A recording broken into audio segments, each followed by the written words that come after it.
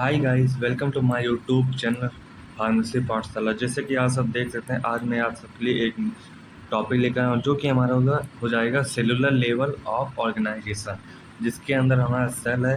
Sales के बारे में बात करेंगे और इसके ऑर्गेनल्स के बारे में बात करें। सेल हमारा होता क्या है?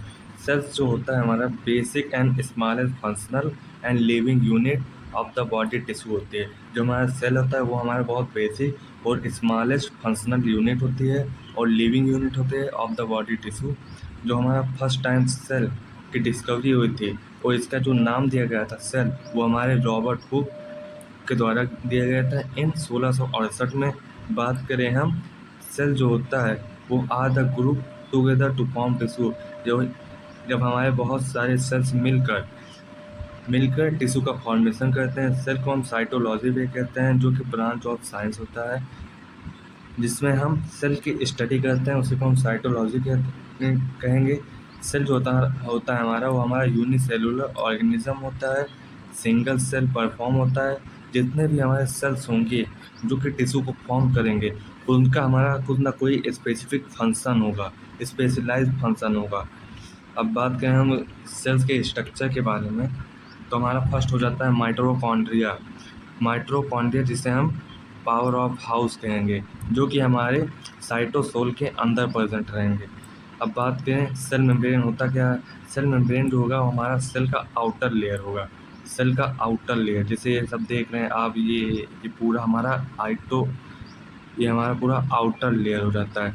इसी को हम सेल मेम्ब्रेन भी कहेंगे। अब बात करें साइटोसोल की। साइटोसोल जो होते हैं, ये जितने भी आपको लिक्विड दिख रहा है, जो कि हमारे लिक्विड के फॉर्म में रहेगा, जितने भी हमारे ऑर्गेनल्स होंगे, जैसे राइबोसोम्स हो गया, स्मूथ एंडोप्लाज्मिक रेटिकुलम हो गया, proximal Golgi operator, nucleus, nucleon, cytoskeleton, ये सब हमारे साइटोसोल के अंदर प्रेजेंट रहेंगे, जो कि लिक्विड से पूरा चारों ओर घिरे रहेंगे ऑर्गेनल। अब बात करें माइटोकॉन्ड्रिया जो होता है वो हमारा पावर ऑफ हाउस होता है। पेरीन्यूक्लियर मेम्ब्रेन जो कि हमारे न्यूक्लियस के चारों ओर रहेगा। बात करें न्यूक्लियस जो रहता है वो हमारा आउटर लेयर होता है ऑफ न्यूक्लियस, जो कि न्यूक्लियस हमारा होता है नेक्स्ट जनरेशन के लिए।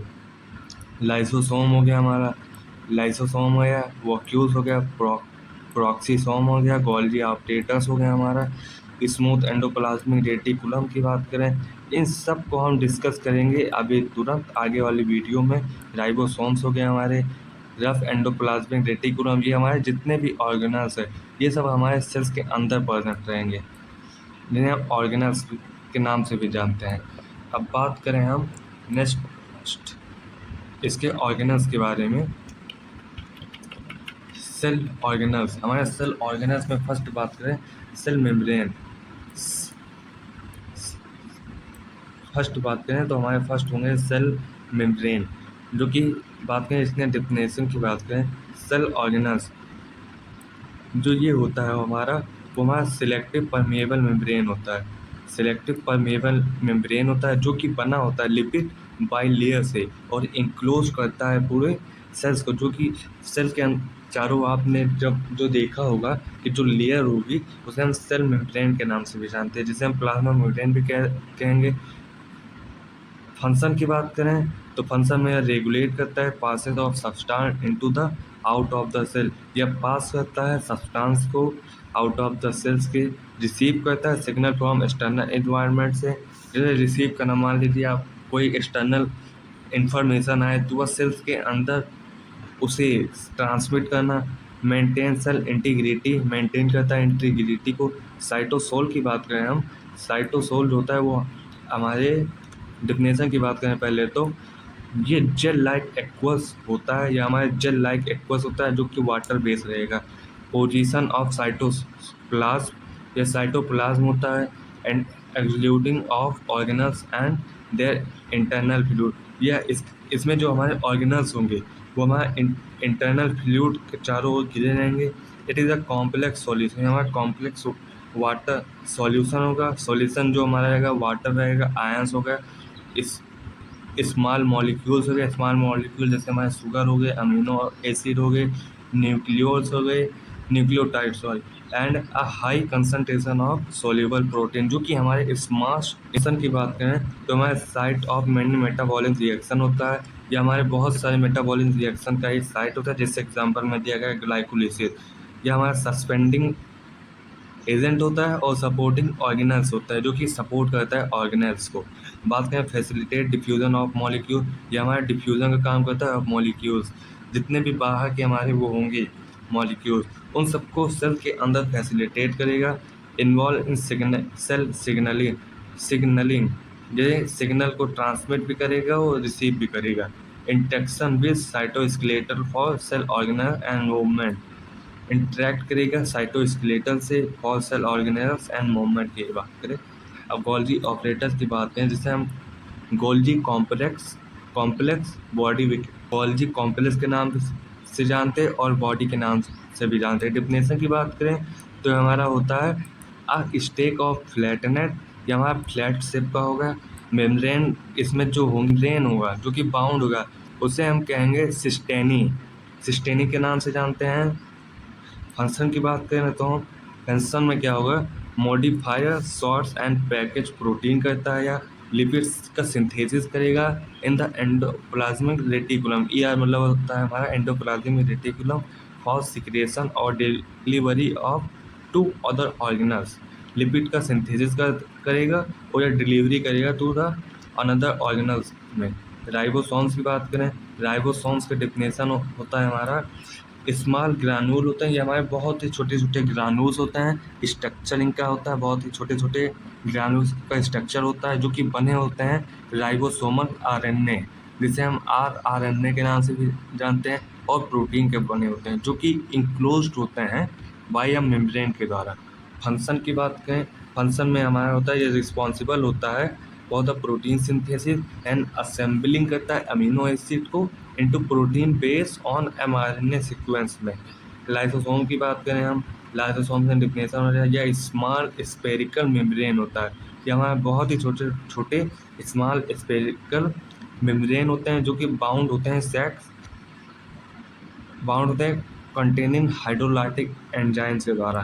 फंक्शन की बात करें, ये हमारा ब्रेक डाउन करता है वेस्ट मटेरियल को, सेलुलर डेबिस करता है फॉरेन सब्सटेंस को, and warm out organelles through enzyme digestion. Endoplasmic reticulum की बात करते हैं हम, यह हमारा होता है नेटवर्क होता है of interconnected membrane bound cell and tubular extending throughout the cytoplasm. ये हमारा होगा एंडोप्लाज्मिक रेटिकुलम, जो कि हमारे नेटवर्क होते हैं ऑफ इंटरकनेक्टिंग मेम्ब्रेन के।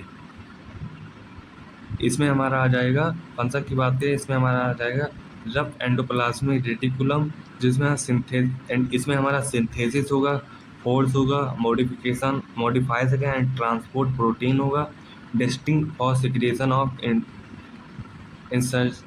Insertion into membrane.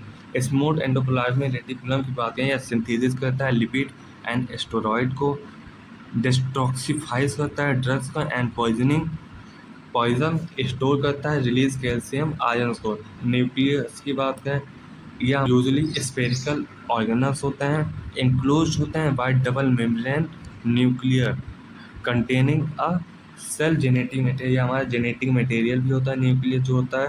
फंक्शन की बात करिए, कंट्रोल करता है एक्टिविटीज़ को बाय रेगुलेटिंग जीन एक्सप्रेशन को, स्टोर करता है प्रोटीन को, DNA site for ribosomal RNA and RNA का सिंथेसिस भी करता है। माइटोकॉन्ड्रिया की बात करें, जिसे हम पावर ऑफ हाउस के नाम से भी जानते हैं।